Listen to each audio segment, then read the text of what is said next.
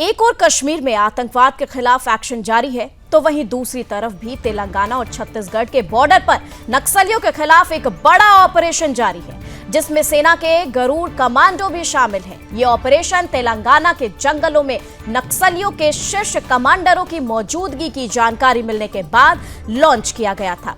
बुधवार को Indian air force के हेलीकॉप्टर से गरुड़ कमांडो ने तेलंगाना के जंगलों में एयर स्ट्राइक की थी। रायपुर एयरपोर्ट पर 5 दिन पहले एयरफोर्स के 4 हेलीकॉप्टर से करीब 20 से अधिक गरुड़ कमांडो ने लैंडिंग की थी और उन्हें बस्तर के नक्सल प्रभावित इलाकों में गोपनीय तरीके से पहुंचाया गया। केंद्रीय गृह मंत्री ने छत्तीसगढ़ के दौरे के दौरान संकेत दिए थे कि अगर जरूरत पड़ी तो सेना के गरुड़ कमांडो को भेजा जाएगा। इस ऑपरेशन में सीआरपीएफ, कोबरा, डीआरजी और राज्य पुलिस के जवान भी शामिल हैं। अब तक के ऑपरेशन में बीजापुर में 5 नक्सलियों को ढेर किया गया है। सुरक्षा बलों ने नक्सलियों के खिलाफ कड़ी कार्रवाई करते हुए इलाके में व्यापक तलाशी अभियान शुरू कर दिया है।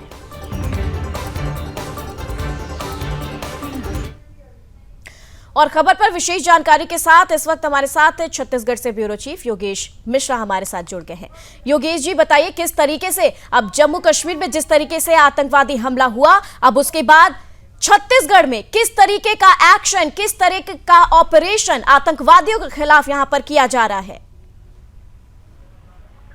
देखिए, चाहे वो आतंकवाद की बात हो, चाहे वो माओवाद की बात हो, भारत सरकार और राज्य सरकार लगातार स्टेप उठा रही है। और इसी कड़ी में छत्तीसगढ़ के बीजापुर में ये जो जानकारी प्रारंभिक तौर पर मिल रही है, इसके मुताबिक माओवादियों के विरुद्ध एक बड़ा अभियान जो है एक बार फिर सुरक्षा बल के जवानों ने छेड़ दिया है। और इसमें DRG, cobra battalion, STF, Bastar fighters और सबसे बड़ी बात सीआरपीएफ की जो है संयुक्त टीम इस पूरे ऑपरेशन को अंजाम दे रही है।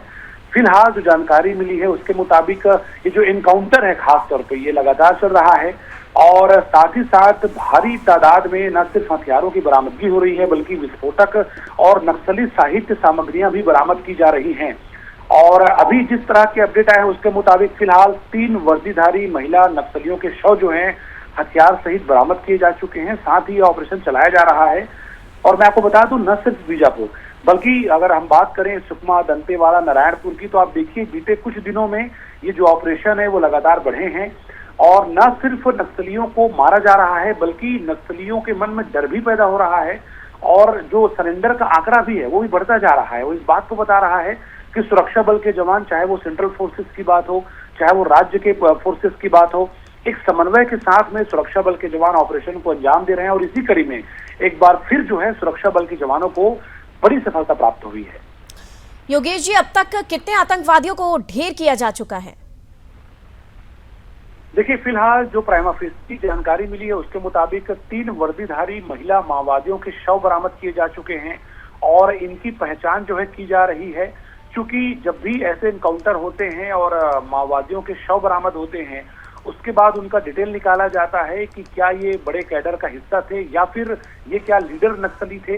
तो एक अलग अलग तरह की जानकारियां जो हैं वो फिलहाल जुटाई जा रही हैं। और उसके अलावा चाहे वो बीजापुर की बात हो, चाहे तेलंगाना छत्तीसगढ़ बॉर्डर की बात हो, जो पूरा ऑपरेशन है वो एक तरह से संयुक्त रूप से चलाया जा रहा है।